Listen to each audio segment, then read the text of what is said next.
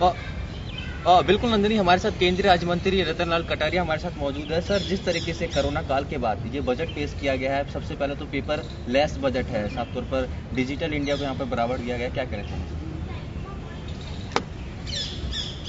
आज सारे विश्व के अंदर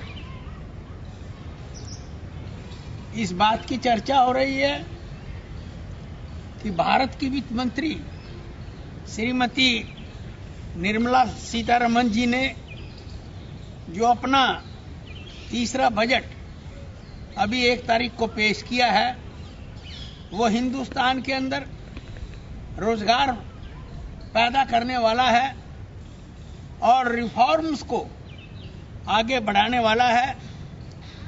और किस तरह से देश के अंदर सड़कों का, रेलवे का, एयरपोर्ट्स का और समुद्री मार्गों का एक ढांचा खड़ा करने का एक जो प्रयत्न किया गया है और उसके अंतर्गत देश को विकास की पटरी पर लाने के लिए जो कदम उठाए गए हैं, मैं उनकी पूरी सराहना करता हूं। इसी तरह से जिस प्रकार से हमारे मंत्रालय में नल से जल कार्यक्रम को प्रधानमंत्री मोदी जी ने पिछले वर्ष लाल किले से हरी झंडी दी थी और 2024 तक 19 करोड़ 25 लाख घरों में नल से जल प्रोवाइड करने की जो संकल्प लिए गए थे, 3,60,000 करोड़ रुपया खर्च करके, उसमें बहुत एक वर्ष के अंदर प्रगति हुई है। और मुझे खुशी है कि उससे प्रोत्साहित होकर अब जल जीवन मिशन को शहरी क्षेत्रों के अंदर लागू किया जा रहा है और 4,378 शहर इसके अंदर हम कवर करेंगे और 2 करोड़ 86 लाख परिवारों तक ये शहरों के अंदर जल जीवन मिशन जाएगा। और इसके लिए जो 2,87,000 करोड़ रुपया का प्रावधान किया गया है, वो बहुत सराहनीय है। इसी तरह से हमारे ही मंत्रालय में पिछले 6 वर्षों में स्वच्छता अभियान चलाया गया और सारे देश को ODF बनाया गया। आज उसी तर्ज पर शहरों के अंदर भी स्वच्छता अभियान चलाने के लिए 1 लाख करोड़ रुपए से भी ज्यादा राशि का प्रावधान किया गया है, जो हमारे शहरों के अंदर जो है स्वच्छता अभियान को चलाएंगे। और जिस तरह से हमने सारे देश के अंदर ग्रामीण क्षेत्रों में 11 करोड़ से भी अधिक शौचालय बनाकर एक नया विश्व कीर्तिमान स्थापित किया है, उसी तरह का शहरों के अंदर भी एक नया कीर्तिमान स्थापित होगा। जिस तरह से लोगों के पैसे की रक्षा के लिए बैंक डूब जाने पर जो 5 लाख रुपया देने का प्रावधान किया गया है और इस राशि को 1 लाख से 5 लाख किया गया है बढ़ाकर, वो भी एक बहुत सराहनीय कदम उठाया गया है।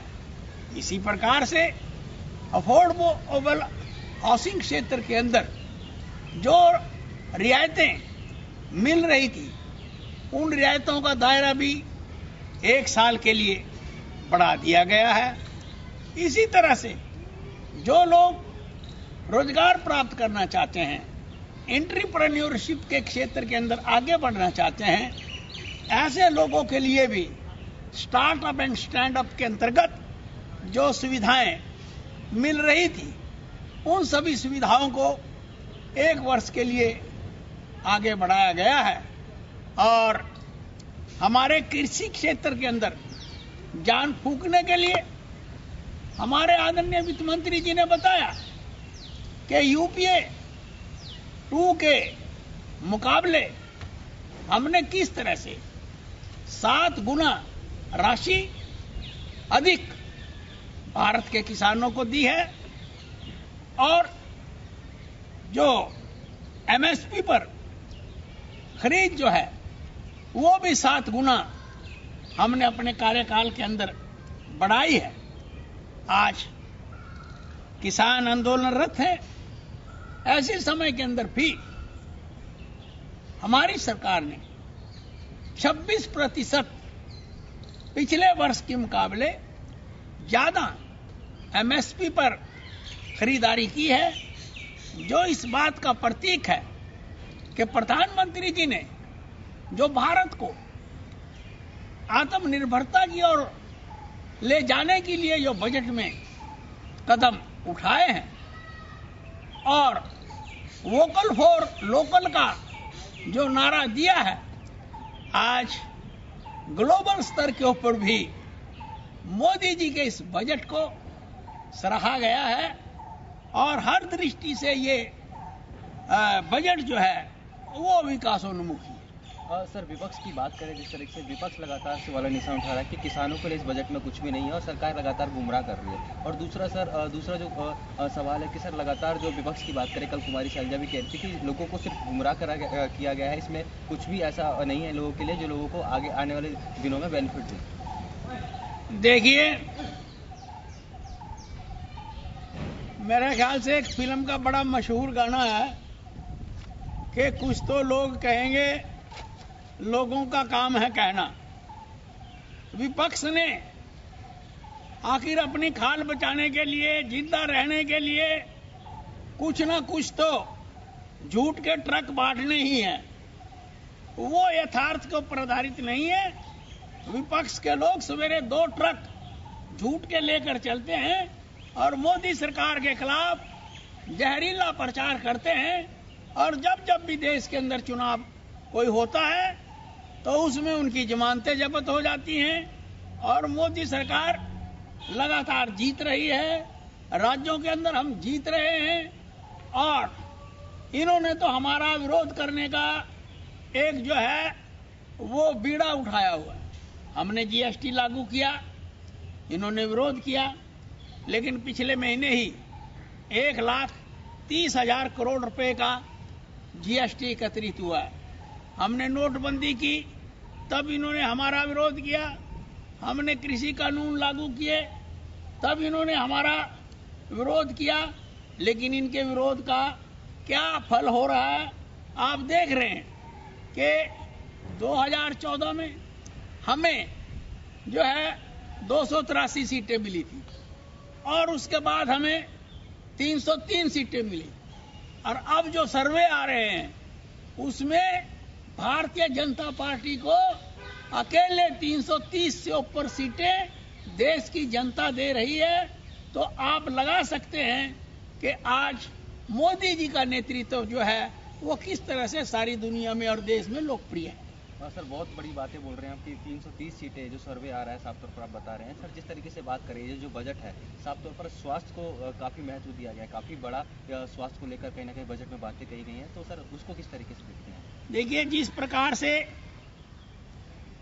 देश इस वर्ष कोरोना काल से गुजरा, मोदी जी ने सबसे पहले कदम उठाए।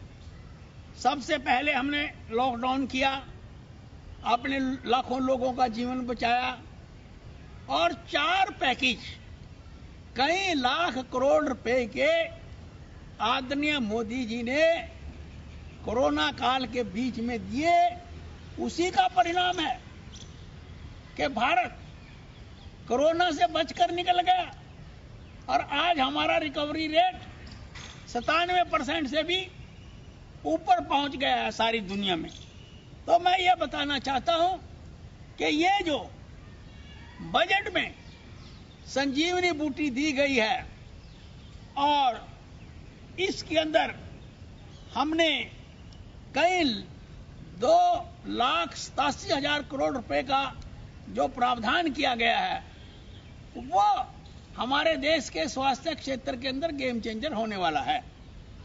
सर, जिस तरीके से बात करी, बजट की बात हो गई है, किसान आंदोलन, जिस तरीके से हरियाणा के अलग अलग बॉर्डरों पर किसान डटे हुए हैं, हरियाणा के कई जिलों में कहीं ना कहीं जो इंटरनेट सेवा हो बंद किया है, लोगों में काफ़ी ज़्यादा रोष देखा जा रहा है और लगातार विपक्षी पार्टियां भी सवाल उठा रही कि सरकार पूरी तरीके से फेल है किसान आंदोलन में। मैं फिर कह रहा हूं, हम ये मानकर चल रहे हैं कि किसान हमारा अन्नदाता है, उसने भारत को खाद्यान्न के मामले में आत्मनिर्भर बनाने में बहुत बड़ी भूमिका निभाई है। हम किसी तरह से उसके साथ टकराव नहीं चाहते। हमने बातचीत की, उनको ऑफर दी है, 12 राउंड बातचीत के हो चुके हैं और मैं तो हाथ जोड़कर उनसे प्रार्थना करता हूं कि आप नेगोशिएशन टेबल के ऊपर आएं और ये जो पिछले 60 दिन से भी ऊपर का जो धरना प्रदर्शन चल रहा है, इससे राष्ट्र का लाखों करोड़ रुपए का नुकसान हो चुका है। तो कृपया आइए, भारतवर्ष की उन्नति के लिए, भारत को आत्मनिर्भर राष्ट्र बनाने के लिए, सारी दुनिया में एक सिरमौर राष्ट्र बनाने के लिए हम मिल बैठकर अपने देश की समस्याओं का समाधान करें। और सर, एक आखिरी सवाल, विपक्ष लगातार सवाल निशान उठा रहा है बजट पर, जो किसान सेंस लगाया है, आप लोगों ने लोगों के ऊपर भार डाल दिया है, पेट्रोल डीजल के दाम उससे बढ़ जाएंगे, लोगों को और परेशानी होगी कोरोना काल के बाद। जनता के ऊपर एक नए पैसे का भी भार इससे नहीं पड़े।